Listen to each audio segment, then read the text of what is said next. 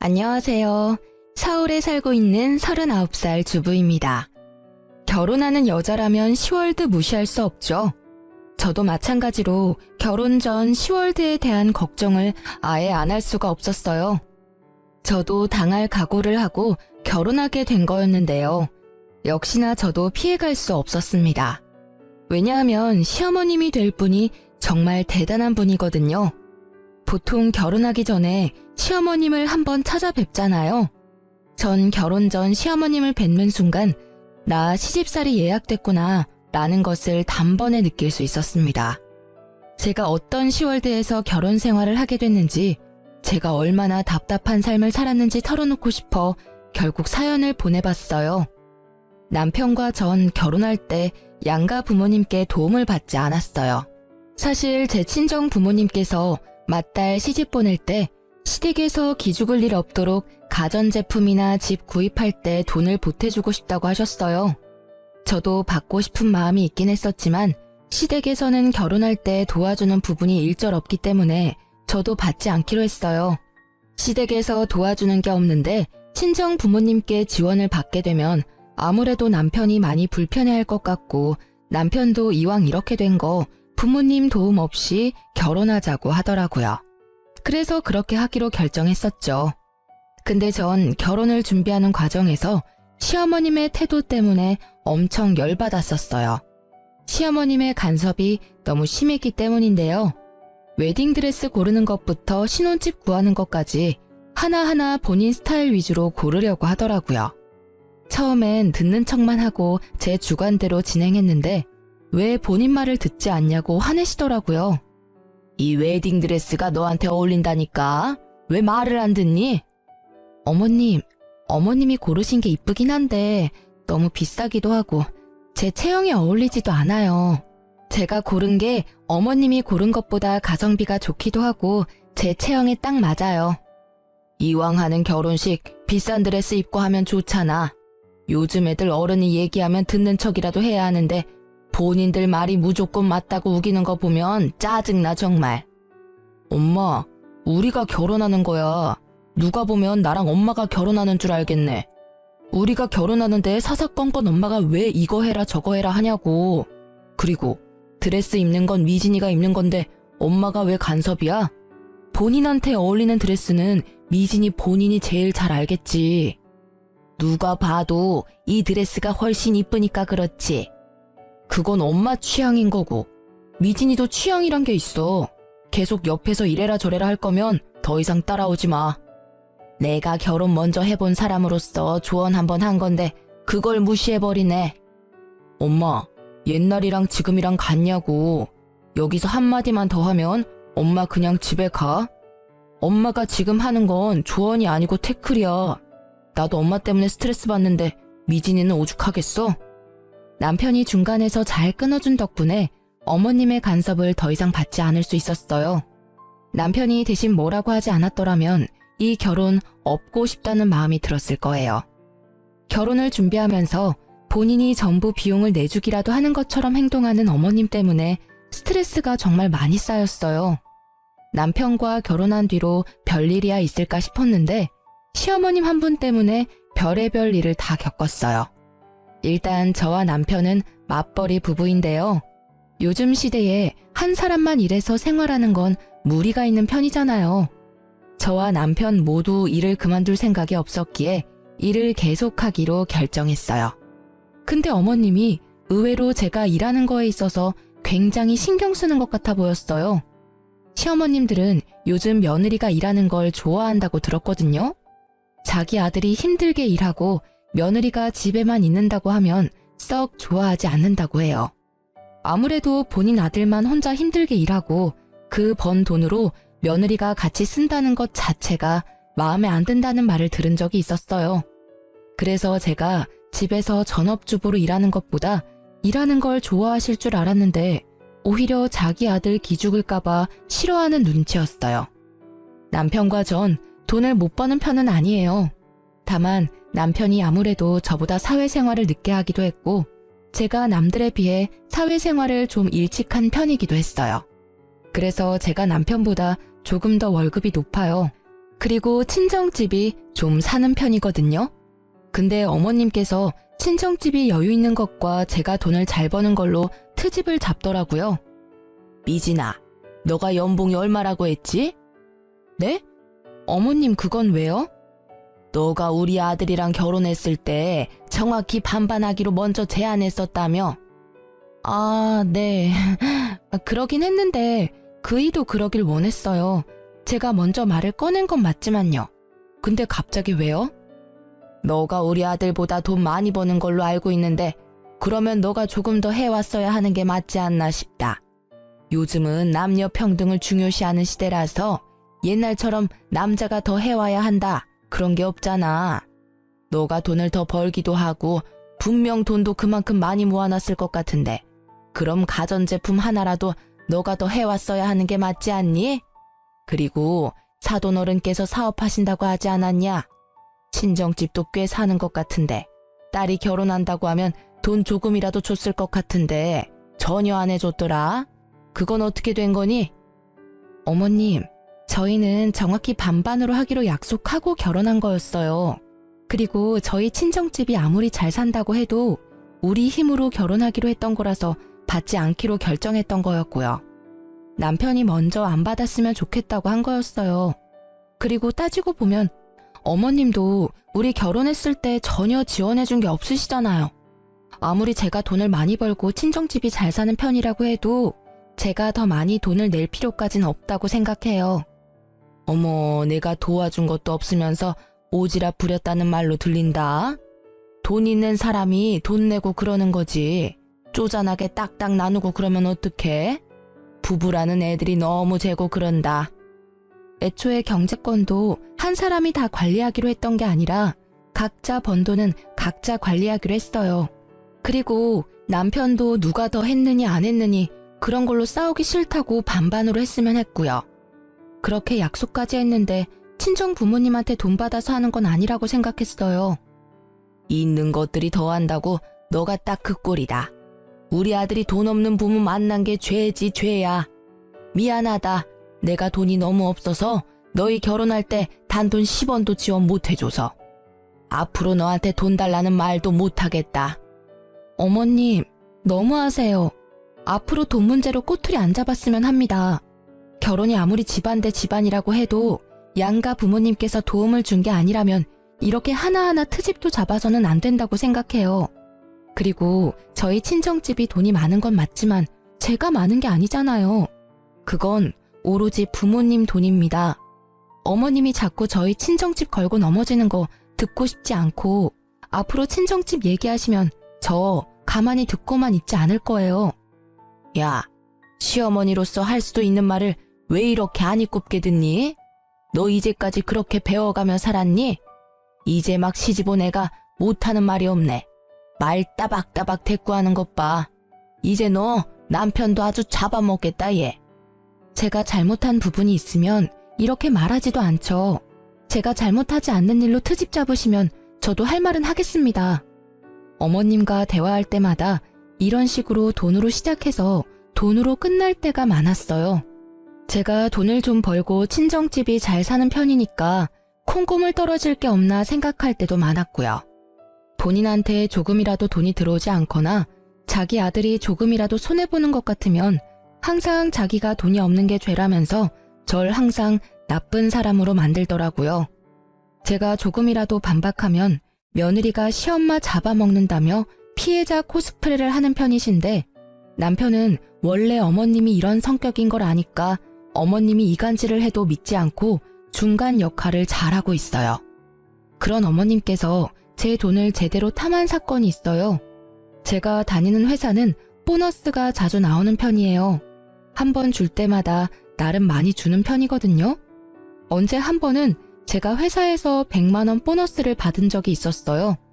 보너스는 거의 현금으로 주는 편이라서 이번에도 현금으로 받았었는데요. 제가 현금을 받으면 바로 통장에 입금하지 않고 집에 보관할 때가 많았어요. 그 당시에 주변에 결혼하거나 돌잔치를 하던 친구들이 많은 편이라서 현금이 생기면 되도록 직접 가지고 있었어요. 집에 현금을 따로 보관하는 작은 핸드백이 있었는데 그때도 당연히 그 가방에 100만 원을 넣어놨었어요. 보너스를 받고 난 뒤 보름 뒤에 친구 결혼식이 있었는데요. 그래서 전날 미리 축의금을 봉투에 담아두려고 현금을 담아둔 가방을 찾았는데 그 가방이 없어졌더라고요. 놀란 저는 남편한테 가방이 어디 있는지 물어봤는데 남편도 전혀 모른다고 했어요. 근데 남편이 며칠 전에 어머님께서 김치 두고 간다고 비밀번호를 물어본 적이 있었다고 합니다. 그 순간 어머님이 딱 의심되더라고요. 그래서 저와 남편은 모른 척하고 어머님을 저희 집에 불렀습니다. 어머님, 지난번에 저희 집에 와서 김치 두고 가셨다면서요? 제가 정신이 없어서 감사 인사를 못했네요. 아, 그럼 그때 내가 준 김치 아직도 안 먹어봤겠네? 지금이라도 알았으니 오늘 저녁에 먹어봐. 네. 근데 어머님, 혹시 그때 저희 집에 오셨을 때 제 가방 못 보셨어요? 검정색 핸드백인데요. 아, 그거? 내가 가져갔는데. 지갑이랑 핸드폰만 딱 넣고 다니기 좋아서 내가 가져갔었지. 그건 왜? 어머님, 그래도 그 가방 제 물건인데 말이라도 좀 하고 가져가셨어야죠. 거기 안에 현금 있었죠? 현금? 그건 왜? 그 가방 제가 현금 보관할 때 쓰는 가방이에요. 그거 돈 안 쓰고 그대로 두셨죠? 이따 집 가실 때 제가 집까지 차로 모셔다 드릴 테니까 그 가방 저한테 돌려주세요. 현금 그대로 담아서요. 나 그 현금 좀 썼는데 괜찮니? 어머님, 그 돈 쓰시면 어떡해요. 말도 없이 가방 가져갔으면서 그 현금까지 마음대로 쓰시면 어쩌자는 거예요? 엄마, 도대체 왜 그래? 남의 돈을 왜 마음대로 쓰냐고. 그냥 거기에 돈이 있기도 하고 내가 가방 가져갔는데 한동안 말이 없길래 당연히 까먹은 돈인가 보다 생각하고 썼지. 아이, 그렇다고 그렇게까지 화낼 일인가? 엄마, 그거 도둑질이야. 아무리 까먹은 돈이라고 해도 그렇지. 그걸 왜 엄마가 혼자 판단하고 써? 얼마나 썼길래 그래? 50만 원 정도 썼어. 그 가방 안에 있던 돈은 보너스 100만 원 말고도 여윳돈 200만 원이 더 있던 상태였어요. 총 300만 원이 있었던 상태인데 어머님께서는 그 중에서 50만 원을 이미 썼다고 합니다. 처음엔 어머님이 쓰신 돈 안 받고 남은 금액만 돌려받을까 생각했었는데 어머님이 괘씸하기도 해서 돌려받기로 했습니다. 남편도 그렇게 하자고 했었고요. 저와 마찬가지로 어머님의 행동에 화가 많이 났었고 실망했다고 해요. 그래서 남편은 오히려 2배로 돌려달라고 말하기까지 했더라고요. 남편이 화를 크게 내니까 그 화를 이기지 못한 어머님께서 결국 저희한테 2배로 돌려주셨어요. 남은 금액도 그대로 돌려받았었고요. 엄마한테 그 돈 주는 게 그렇게 아깝냐고 크게 한 소리를 듣긴 했었지만 잘못된 건 바로 잡아야 한다고 끝까지 돌려받기로 했어요. 그 뒤로 한동안 어떤 일도 일어나지 않고 잠잠하게 지내고 있었는데 방심하고 있을 때 일이 하나 더 터졌어요. 제가 야근하지 않고 일찍 퇴근한 적이 있어요. 오랜만에 일찍 퇴근한 김에 남편과 외식하려고 기분 좋게 집에 가고 있었어요.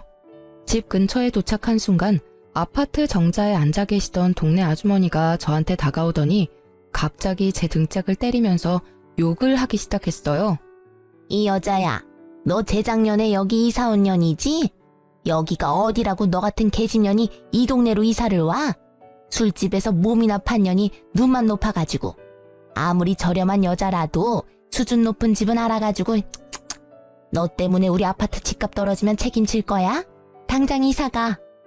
그게 무슨 말씀이세요? 제가 몸 팔던 년이라뇨. 너 술집 다닌다는 소문 내가 다 들었다. 너 시애미한테 다 들었어. 아무리 직업에 귀천이 없다고 하지만 넌 너무 천하다 천해. 시애미 말로는 너가 자기 아들이랑 결혼하고 싶다고 애걸복걸 엄청 했다고 하던데 맞지? 아무리 천해도 그렇지 분수에 맞게 살아야지. 여기가 어디라고 너같이 천한 애가. 그리고 아무리 돈이 없는 년이라고 해도 뭐라도 들고는 와야지. 몸만 달랑 갖고 올 수가 있니? 제가 동네 아주머니 붙잡고 자세히 얘기 좀 해달라고 부탁했습니다.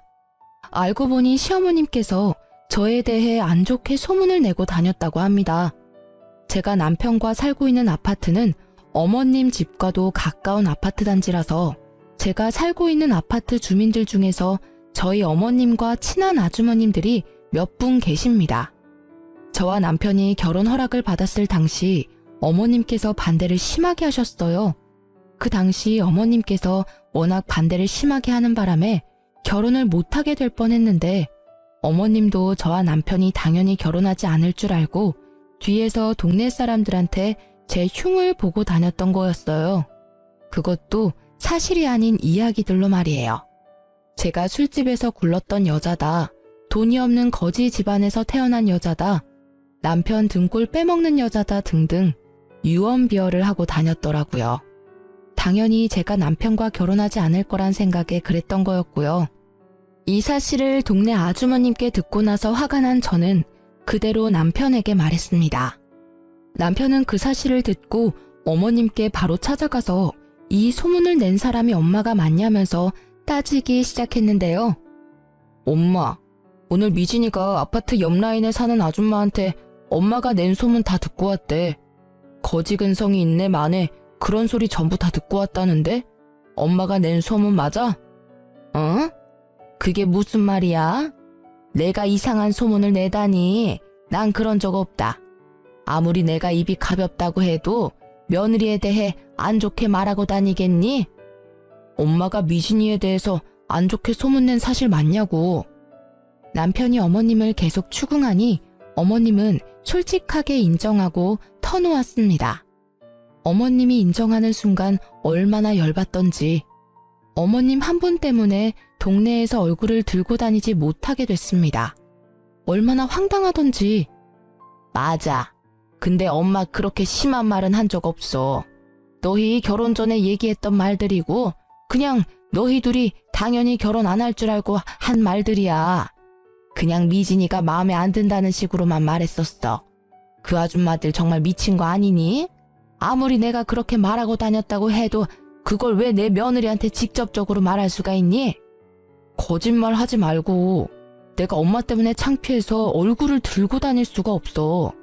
욕할 사람이 없어서 며느리 될 사람 욕을 하고 다녀? 그것도 우리가 사는 동네 아줌마들한테. 그 아줌마가 미진이한테 술집 년이 집값 떨어지게 왜 이 집에서 사냐는 식으로 말했대. 이 사람이 뭘 그렇게 잘못했다고 그런 소문을 내고 다녀. 우리 앞으로 여기 어떻게 살라는 거야? 그땐 홧김에 그랬던 거였어. 절대 악의는 없었단 말이야. 그렇다고 무작정 찾아와서 나한테 따지면 어떡해? 난 한두 사람한테 말했을 뿐이야. 이렇게 동네 사람들한테 다 퍼질 줄은 몰랐어. 아이고, 그 놓친내 주둥이 겁나 가볍네. 벌써 동네 사람들 귀에 다 들어갔단 말이지? 그래, 내가 다 잘못했고 지금은 너희에 대해서 아줌마들한테 말하지 않아. 지금도 그렇고 앞으로 그런 일 절대 없을 거야. 옛날 일이니까 용서해줘. 어머님은 약 2년 전쯤에 한 아주머님께 말했다고 해요. 근데 그 말이 2년 정도 지난 후에야 소문으로 퍼졌다고 하는데요. 어머님 말씀으로는 그 당시에 저에 대해 잘 모르던 때라 없는 집 애처럼 보인다, 술 잘 마시게 생겼다, 이런 식으로 밖에 말하지 않았다고 합니다. 근데 그 소문이 소문을 낳게 되고 결국 제가 몸이나 굴리는 여자라는 식으로 소문이 났다고 해요. 전 지금껏 살면서 부끄러운 행동을 한 적이 없는데 어머님 때문에 이 결혼을 왜 한 걸까 그런 생각을 잠깐 해보게 됐어요. 어머님이 제 인생의 오점이라는 생각도 해보기도 했고요. 누구 말을 믿어야 할지 모르겠지만 어쨌든 어머님이 저에 대해 안 좋게 소문을 내고 다닌 사실은 맞는 거라 전 어머님께 엄청 많이 실망을 하게 됐었죠. 어머님도 본인이 크게 잘못한 걸 알고 있는지 저한테 미안하다고 사과하더라고요. 평소엔 본인이 먼저 사과를 하는 타입이 아닌데 이번엔 순순히 사과를 하더군요. 그리고 소문이 너무 과하게 퍼진 상태였고 아무리 설명을 해도 동네 아줌마들이 제 말을 전혀 믿어주지 않길래 결국 저희 부부는 이사 가기로 결정했어요. 인프라가 좋았던 동네였고 회사랑도 가까웠던 곳이라서 편하게 살았었는데 이사 갈 때 많이 아쉬웠어요. 급하게 집을 팔았던 거라서 크게 이득 본 것도 없었고요. 우리가 이사 간다고 하니 어머님께서 포장이사 비용을 내주시기까지 했네요. 남편이 어머님께서 포장이사 비용조차 내주지 않았더라면 화가 쉽게 풀리지 않았을 거라고 해요. 그래도 어머님이 반성을 많이 한 눈치라서 그냥 이번 일은 묻기로 했어요. 이렇게 사람 속 썩이는 짓만 골라서 하는 어머님 때문에 마음 편할 날이 없었는데요. 그런 어머님께서 사고를 또 치게 됐습니다. 어머님은 원래 사업을 몇 번 해보신 분이에요. 근데 그 사업이 전부 망해서 문제가 됐는데요. 사업 욕심이 많으신 어머님은 이미 사업만 2번 망한 경험이 있으신데요. 그래서 이미 빚이 어느 정도 있는 상태였어요. 사업 문제로 인해 시아버님과도 크게 싸움으로 번져 이혼까지 했었고요. 그래도 저와 남편이 결혼하기 전에 있었던 일이었고 어머님은 그 이후로 절대 사업을 하지 않겠다고 다짐을 했다고 해요. 근데 어머님께서 팔랑귀라서 옆에서 조금만 바람을 불어도 그 말에 확 넘어가는 편이에요. 그래서 안 하겠다던 사업을 갑자기 한다고 했어요. 그 말을 듣게 된 저희 부부는 안 된다고 말했죠. 옆집에 사는 아저씨가 고깃집 운영하는 거 알지? 그 사람이 한 달에 순수익만 2천만 원은 된다더라. 나도 그 아저씨 따라서 고깃집 운영 좀 해볼까 봐. 사업이라니. 엄마 예전에 삼계탕집 했다가 제대로 망했으면서 이번에도 식당을 하겠다고? 그만 좀 해. 엄마 지금 사업 때문에 생긴 빚도 다 못 갚은 상태면서 또 사업을 하겠다고? 내가 봤을 때 엄마 사업에 소질 없어. 그러니까 그냥 가만히 좀 있어. 그 아저씨 말대로 하면 돈 많이 벌 수 있는데? 엄마 말만 믿고 나한테 투자 좀 해줘. 엄마 예전에 사업하겠다고 나한테 2천만 원 빌려갔었잖아. 그것도 아직 갚지 않았으면서 지금 또 빌려달라고? 나 절대 안 빌려줘. 딱 한 번만 믿어줘. 엄마 이번에 잘할 자신 있어. 옆에서 도와주는 아저씨도 있으니까 걱정 안 해도 돼. 결국 저희는 어머님께 3천만 원을 빌려주기로 했습니다. 예전에 남편이 2천만 원 빌려준 것도 있어서 어머님이 나중에 5천만 원 모두 갚는다고 하더라고요. 그리고 얘기를 들어보니까 저희한테 돈 빌린 거 말고도 주변 친구들께 1,000만 원, 2천만 원 이런 식으로 돈을 빌린 모양이에요. 그렇게 해서 빌린 돈만 억이 넘는다고 들었어요. 분명 어머님이 최대한 빠른 시일 내로 사업을 시작한다고 했는데 몇 달이 지났는데도 아무런 소식이 없더라고요. 그래서 어머님께 따로 연락을 드리게 됐어요. 어머님, 사업 준비는 잘 돼가세요? 아무런 말씀이 없으시길래 걱정돼서 전화드렸어요. 어? 아니 그게 사업 안 하기로 결정했다. 사업이 애들 장난도 아니고 너무 성급하게 결정한 것 같아. 네? 그게 무슨 말씀이세요? 사업하겠다고 저희한테 돈도 받아가시고 주변 분들한테 이미 돈도 빌린 상태라면서요. 사실 사업 준비하면서 내 생활비로 쓸 돈이 없었거든. 그래서 내 생활비로 빌린 돈들 조금씩 쓰다가 결국 다 써버렸다. 어쩌면 좋니? 그것 때문에 한동안 머리 아파서 잠도 제대로 못 잤어. 그래서 당장 사업을 못하는 상황인데 어쩌면 좋니? 어머님, 도대체 왜 그러세요? 사업하겠다고 돈 빌린 게 얼마인데 그걸 그 사이에 다 썼다고요? 고작 몇 달 안에 그 많은 돈을 어떻게 다 쓸 수가 있어요? 어쩌다 보니까 그렇게 됐어. 미진아, 정말 미안한데 돈 빌려준 친구들이 자꾸 돈 갚으라고 난리도 아니야. 급한 돈만 너가 대신 갚아줄 수 없겠니? 내가 지금 그 큰 돈이 어디에 있겠어. 다 갚아달라는 말은 안 할 테니까 5천만 원 정도만 빌려줘. 어머님, 어머님이 저희한테 빌려간 돈만 5천만 원이에요. 근데 저희 보고 5천만 원을 또 달라는 말씀이시잖아요. 저희가 돈을 그냥 버는 줄 아세요? 저희 이제 돈 없어요. 빌려간 돈이나 빨리 갚으세요. 이 늙은 시애미가 그 큰 돈이 어디 있겠냐? 넌 내가 불쌍하지도 않니? 어? 어머님, 제가 더 불쌍해요.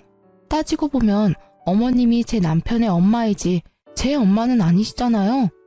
어머님이 절 키워주기라도 했나요? 아니면 저한테 용돈 쓰라고 단돈 1,000원이라도 준 적이 있으신가요? 항상 저한테 받아만 가셨지 정작 어머님은 저한테 해주신 게 전혀 없으시잖아요. 어머님께 뭐 해달라고 바라지도 않을 테니까 제 돈이나 제때 갚으세요. 알겠어요? 너 아니었으면 우리 아들이 진작 갚아줬을 돈인데 여자 하나 잘못 만나서 내가 이 나이에 이렇게 고생하고 있다. 며느리 하나 있는 거 돈 갚으라고 독촉이나 하고 너 아니었으면 내가 사업할 생각도 안 했어. 우리 아들이 나 충분히 먹여 살렸을 텐데. 어머님은 왜 항상 그이한테서만 기대면서 살려고 하세요? 저랑 결혼 안 했어도 그 돈 절대 안 갚아줬을 거예요. 제 남편 언제까지 어머님 호구로만 살 수 없어요. 어머님 아들 불쌍하지도 않나요? 제발 정신 좀 차리세요. 그리고 이런 식으로 항상 불쌍한 척 하지 말고 돈이나 제때 갚으세요. 저희 이제 더 이상 참지 않아요. 넌 내가 불쌍하지도 않니? 혼자 사는 이 시엄마가 불쌍하지도 않냐고. 네, 전혀요. 불쌍한 사람은 어머님이 아니라 제 남편이 불쌍해요. 그러니까 사람 더 구차하게 만들지 마시고 어머님 앞으로 인생 똑바로 사세요. 화가 너무 났던 저는 답답한 마음에 어머님께 얼른 돈부터 갚으라고 말했습니다. 어머님은 늙은 시애미가 불쌍하지 않냐고 하더군요. 전 어머님이 하나도 불쌍하지 않았어요. 오히려 저와 제 남편이 불쌍하면 불쌍했지 어머님이 왜 불쌍하겠어요. 남편도 어머님 때문에 미칠 것 같다면서 한 소리를 했더라고요. 어머님은 자식 새끼 있는 거 다 소용없다고 돈 절대 못 갚는다고 우겼고요. 엄마, 우리가 언제까지 엄마 뒷바라지 다 해야 돼? 우리가 아무리 아직 젊다고 해도 우리도 돈 버는 거 쉽지 않아. 엄마가 사고 친 거 늘 수습해 줄 수 없다고. 우리도 이제 아이도 낳아야 하고 더 넓은 집으로 이사도 가야 하는데 엄마가 사고 친 거 수습하느라고 모아둔 돈 절반 이상이 사라졌어. 엄마도 이제 정신 좀 차리고 살아. 자식한테 부끄럽지도 않아? 내가 널 이제까지 어떻게 키웠는데 너 이렇게 모질게 엄마 대할 거야? 엄마가 그 많은 돈을 어떻게 혼자 갚겠어. 젊은 너가 좀 도와줘야 하지 않겠냐고. 엄마가 날 언제 잘 키웠다고 그런 말을 해? 솔직히 엄마가 날 키운 게 아니라 나 혼자 잘 큰 거지. 이런 식으로 자꾸 안 갚으려고 하지 말고 당장 갚아요. 안 갚으면 평생 엄마 안 보고 살 거니까 그런 줄 알아요. 뭐? 엄마를 안 보고 산다고? 그래, 평생 보고 살지 말거라. 나도 너 같은 새끼 자식이라고 생각 안 하고 살으마. 그깟 돈 얼마나 된다고 참. 그 말 꼭 지키세요. 안 갚는 순간 우리 바로 소송 겁니다. 그런 줄 아세요. 그리고 돈 갚는 얘기 아니면 나한테 전화하지 말고요. 엄마 얼굴 꼴도 보기 싫으니까. 너 엄마 진짜 안 보고 살 거야? 그리고 소송이라고? 그게 애미한테 할 소리야? 엄마가 나한테 한 행동은 부모로서 잘한 짓이고 나 이제 부모 같지 않은 엄마한테 잘할 필요 전혀 없다고 봐. 그러니까 없는 정까지 떨어지게 만들지 말고 제발 조용히 좀 살아요. 남편도 어머님 때문에 많이 지쳤는데 안 보고 산다는 말까지 하더라고요. 어머님도 그런 남편이 밉고 싫었는지 여자 하나 잘못 만나서 본인 팔자 본인이 망친다는 말을 하면서 저희와 안 보고 산다고 하셨어요. 그 뒤로 어머님은 본인이 살고 있던 집을 팔아서 저희한테 빌린 돈 전부 갚았습니다. 어머님이 집을 팔고 나니까 약 1억 3천만 원 정도 됐다고 하더라고요. 거기서 저희한테 6천만 원 정도 주셨습니다. 어머님이 저희한테 빌려간 돈 5천만 원과 함께 이제껏 이것저것 가져간 자잘한 돈이 많았었기 때문에 총 6천만 원을 저희에게 주셨어요. 그리고 남은 돈이랑 급한 불을 끈 모양입니다. 근데 이제까지 빌린 돈을 전부 갚을 돈은 아니었기 때문에 여전히 독촉 전화를 받는다고 해요. 돈이 급하게 갚기 위해 집을 판 어머님은 한동안 사우나에서 지낸 것 같았어요. 근데 이것도 할 짓이 못 되니까 결국 허름한 단칸방에서 지내고 있다는데요. 그것도 달동네에 있는 곳이라서 집까지 가려면 한참 걸어가야 한다고 해요. 그 뒤로 어머님과 안 보고 살고 있었는데 어머님은 혼자 힘으로 돈 갚는 게 힘드셨는지 몇 달 만에 저희를 찾아왔는데요. 원래 만나고 싶지 않았었는데 그래도 마지막으로 뵙기로 했어요. 어머님, 어쩐 일이세요? 왜 그동안 연락 안 받았니? 100통은 넘게 한 것 같은데. 제가 어머님을 왜 만나야 해요? 원래 우리 안 보고 살기로 한 거잖아요. 그래, 그랬었지. 미진아, 내가 정말 미안했다. 나 용서해 줄 수 없겠니? 내가 너무 철이 없었어. 내가 앞으로 너한테 돈 달라는 소리 안 할게. 그러니까 나 데리고만 살아줄 수 없겠니? 진짜 돈 갚아달라는 말 절대 안 할게. 그냥 나 이 집에서 살게만 해줘. 어머님, 당장 나가주세요. 저 어머님 데리고 살기 싫어요. 저희가 뭘 믿고 어머님을 데리고 살아요? 사람은 절대 변하지 않는데요. 나 너무 힘들다. 제발 나 한 번만 용서해다오. 내가 전생에 얼마나 많은 죄를 짓고 살았길래 이런 인생을 살게 된 거니? 내가 죄가 많아서 그렇다. 죄가 많아서. 한 번만 용서해줘. 내가 정말 잘못했다고. 이게 다 어머님 업보죠. 어머님이 모두 감당하셔야 돼요. 그러니까 더 이상 찾아오지 마세요. 어머님께서 저희 집을 며칠 동안 계속 찾아오더니 결국 친정집에도 갔었어요. 아무리 급해도 찾아갈 곳이 따로 있는 건데 참 뻔뻔하다는 생각이 들었습니다. 친정엄마도 이미 우리 상황을 알고 있었고 조만간 시어머님이 찾아올 것 같다는 느낌이 든다고 하셨는데 진짜 찾아올 줄은 몰랐어요. 사돈, 안녕하세요. 잘 지내셨죠? 애들한테 들었을지 모르겠는데 제가 요즘 사는 게 너무 빡빡해서 말이에요. 여기가 어디라고 찾아와요? 연락도 없이 무슨 일로 오신 거예요? 애들 말 들어보니까 안 보고 살기로 했다던데. 염치 없지만 돈 좀 빌려줄 수 있을까요? 애들한테 들었다고 하시니까 길게 설명은 안 할게요. 제가 지금 하루하루가 너무 지옥 같아서요. 밥도 굶고 돈은 갚아야 하고 제가 최대한 빠른 시일 내로 갚겠습니다. 이러다가 저 죽게 생겼어요, 사돈. 불쌍한 척하면서 저희 엄마에게 돈을 빌리려고 한 시어머님의 모습 정말 눈뜨고 봐줄 수가 없었습니다. 참다 못한 제 친정엄마는 바가지에 물을 담아서 시모 얼굴에 뿌려버렸는데요. 홀딱 젖은 시모는 할 일을 잃고 부들부들 떨면서 가만히 있었습니다. 여기가 어디라고 찾아와요? 인생 얼마나 허투루 살았길래 돈 빌릴 사람 한 명도 없습니까? 우리 딸이랑 사위 그렇게 고생시켰으면 지금이라도 정신 차리고 일해서 돈 벌 생각이나 하지. 아직도 그렇게 궁상맞게 돈 빌리고 다니세요? 지금 사돈이 지옥처럼 사는 건 그동안 애들한테 하던 행동들에 대한 죗값을 받는다고 생각하세요. 다 큰 어른이 됐으면 애들한테 본보기가 돼야지. 애들도 안 하는 짓을 왜 하고 다니십니까? 제발 이 냉수 맞고 정신 좀 차리세요. 그리고 앞으로 우리 애들 집에 절대 찾아가지 마시고요. 어머님은 우리 친정엄마한테 냉수마찰을 제대로 당하고 난 뒤 그 뒤로 저희를 찾아오지 않았어요. 얘기 들어보니까 어머님 앞으로 지금 남은 빚이 3천이라고 합니다. 우리 젊은 사람도 3천만 원 빚 갚는 거 엄청 힘든데 그 연세에 그 큰 금액 갚으려니 더 힘들 수밖에 없어요. 솔직히 저희 그 돈 충분히 갚아드릴 능력 됩니다.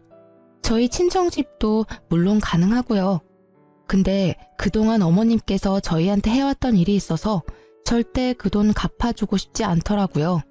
남편도 어머님께 이제껏 당해온 게 많다면서 너무 힘들어서 못 해먹겠다고 말했고요. 어머님은 결국 일을 하기 시작하셨습니다. 본인 이름으로 대출을 받을 수도 없는 상태라서 당장 급한 빚을 갚기에 어려움이 있거든요. 집까지 팔았으니 완전 빈털터리가 된 셈이죠. 어머님은 현재 낮에는 공장을 다니고 밤엔 식당에서 서빙 알바를 하고 있다고 했어요. 어머님께 돈을 빌려준 친구들은 어머님이 일하고 있는 식당까지 찾아가서 당장 돈 갚으라고 한다고 해요. 하지만 어머님은 당장 갚을 돈이 없어서 매달 조금씩 쪼개가며 갚고 있다고 합니다. 식당 사장님께선 매번 이런 식으로 영업 방해할 거면 그만두라고 말했다고 해요. 어머님이 사정사정해서 잘리진 않았답니다. 저 같아도 매일 친구들이 찾아와서 돈 갚으라고 말한다면 자르고 싶을 것 같아요. 그 이후로 어머님과 직접 대면한 적은 없는데 최근에 어머님 근황에 대해 알게 된 게 있었어요. 어머님이 식당에서 설거지를 하다가 주방 바닥에 남아있던 물기 때문에 결국 미끄러져 넘어졌다고 해요. 그래서 그것 때문에 허리 디스크에 걸렸다고 합니다. 현재 디스크가 터진 상태라서 하반신 마비까지 이어질 수 있는 상황이래요. 그래서 당장 입원하고 수술을 받아야 하는 상황이라고 하는데요. 어머님이 현재 상태가 너무 좋지 않은 관계로 어머님 대신 식당 사장님께서 직접 전화하셔서 지금 어머님 상태에 말씀해 주셨습니다. 근데 저희와 전혀 상관없는 일이라고 알아서 해결하라고 말씀드렸어요. 그리고 일하다가 다친 거니까 식당에서 알아서 산재 처리를 하라고 말했습니다. 어머님이 일하고 있는 식당 사장님께서도 어머님과 저희 부부관계에 어느 정도 알고 있다고 해요. 그래도 그렇지. 시어머님이 다친 상태인데 그렇게 매몰차게 대해도 되는 거냐고 하더군요. 이제까지 우리 시어머님 자식으로 며느리로서 살아보지 않으면 그렇게 말할 수 없을 것 같아요. 우리처럼 반응이 나오는 게 정상일 겁니다. 매정하다고 생각해도 어쩔 수 없어요. 그리고 제가 허리 디스크를 갖고 있어서 아는데 그거 빨리 치료하지 않으면 큰일이거든요. 결국 움직이지 못하고 누워만 있는다고 하는데 그건 본인이 알아서 해야 할 일이라고 생각해요. 남편도 어머님이 다쳤다는 걸 알고 있어도 크게 신경 쓰지 않았고요. 최근에 시어머님과 이혼하고 조용하게 살고 계셨던 시아버님께 연락이 왔었는데요. 한동안 시아버님과 연락을 못하고 지냈는데 갑자기 시아버님께 연락이 와서 몹시 놀랬어요. 아버님은 저희에게 연락하셔서 무슨 일이길래 너네 엄마가 자기한테까지 연락하게 만드냐고 묻더라고요. 알고 보니까 시어머님이 아버님한테까지 연락을 한 모양이더라고요. 모든 상황을 설명해드렸더니 그 옆에 아직도 정신 못 차렸다면서 그 허리 디스크 수술 절대 시켜주지 말라고 저희한테 단호하게 말씀하시더라고요. 아버님께서 죽든 말든 알아서 하고 빚부터 병원비까지 절대 돈 한 푼 못 준다고, 그리고 지금 잘 살고 있는 애들 앞길 절대 망치지 말고 쥐 죽은 듯이 살라고 경고까지 했다고 합니다. 어머님은 아버님께 죽고 싶지 않다고 사람 한 명 살린다 생각하고 돈 빌려달라고 사정을 했다네요. 근데 아버님은 그런 어머님의 연락을 받지 않고 무시하고 있다고 합니다. 아버님도 어머님과 함께한 결혼 생활이 지옥 같았다고 합니다. 20년 가까이 같이 사는 동안 아버님이 어머님 대신해서 갚아준 돈만 1억이 넘는다고 해요. 그렇게 하지 말라고 한 사업에 대한 욕심을 포기하지 못해서 자주 싸웠다고 하더라고요. 계속 사업은 망하고 중간중간 까먹은 돈이 너무 많아서 결국 지친 나머지 이혼을 결정하게 된 거라고 합니다. 제 남편을 보고 억지로 살아보려고 했었지만 평생 정신 못 차릴 여자라는 것을 제대로 경험하고 결국 이혼을 결정했다고 해요. 처음엔 제 남편 데리고 나올 생각이었는데 어머님이 자기 아들까지 뺏어갈 생각 죽어도 하지 말라고 했었고 기절까지 할 정도였어서 결국 제 남편만 두고 나왔다고 합니다. 그 당시 어차피 남편도 다 큰 상태라서 남편은 어머님 옆에 남기로 결정했고요. 근데 남편은 그때 어머님을 선택한 게 정말 후회가 된다고 하더라고요. 시부는 저희에게 남편도 못 참는 일을 자식이 책임질 필요는 절대 없다고 죄책감 갖지 말고 우리 부부 앞날만 신경 쓰라고 하셨습니다. 최근 어머님의 소식을 듣지 못했어요. 여전히 건강과 빚 때문에 하루하루 지옥 같으시겠죠. 저희 부부는 어머님과 연락을 안 한 뒤부터 모든 일이 잘 풀리기 시작했어요. 어머님 때문에 아버님과도 연락을 잘 못하고 있었는데 어머님과 연락을 안 한 뒤부터 아버님과 자주 연락하고 살았었습니다. 이혼하게 된 건 다 어머님 때문인데 어머님은 항상 아버님이 자기 그냥 버리고 간 나쁜 사람이었다고 욕을 했었거든요. 그래서 결혼식 올릴 때도 아버님을 초대하지 못했습니다. 항상 그게 마음에 걸렸었는데 이젠 아버님께 최선을 다해 잘해드릴 생각이에요. 남편도 울면서 아버님께 사과했고요. 오히려 아버님은 어른 때문에 자식이 괜히 고생만 하는 것 같다고 미안하다고 사과를 하시더라고요. 그리고 우리 결혼할 때 조금이라도 보태주고 싶었다며 저희한테 주기 위해 이제껏 돈을 모았다고 하더라고요. 무려 7천만 원이란 돈을 주셨습니다. 그리고 저희 부부는 아이를 갖게 됐는데요. 아이가 태어난 지 몇 달 되지 않았어요. 아이가 태어나기 전 조금 더 큰 집으로 이사 갔고요. 아버님이 저희에게 7천만 원을 주신 덕분에 수월하게 이사 갈 수 있었어요. 방이 4개인 집인데 아버님과 같이 살기로 했는데요.